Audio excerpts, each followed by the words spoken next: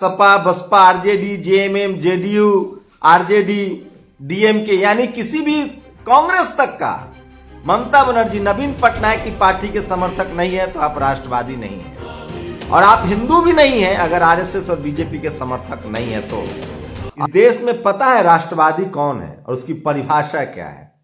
जो आरएसएस का समर्थक है वो राष्ट्रवादी है, जो बीजेपी का समर्थक है वो राष्ट्रवादी है और वही हिंदू है।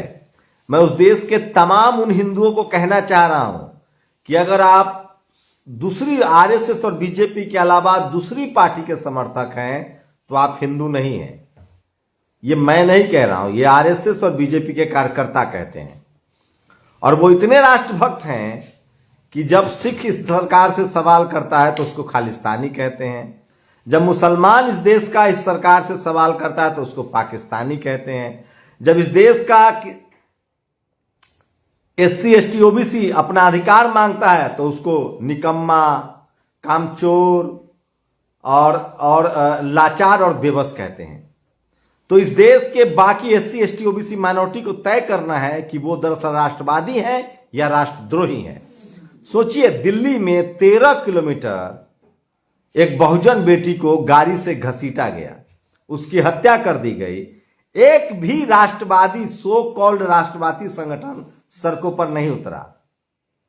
और आज जब दिल्ली में ये राष्ट्रवादी संगठन, जिसमें सुरेश चौहान के भी था, जो एक टेलीविजन चैनल का संपादक है, वो लव जिहाद को लेकर कानून की मांग कर रहा था, जब उससे मैंने सवाल पूछने शुरू किए तो मुझे वहां जाने नहीं दिया गया।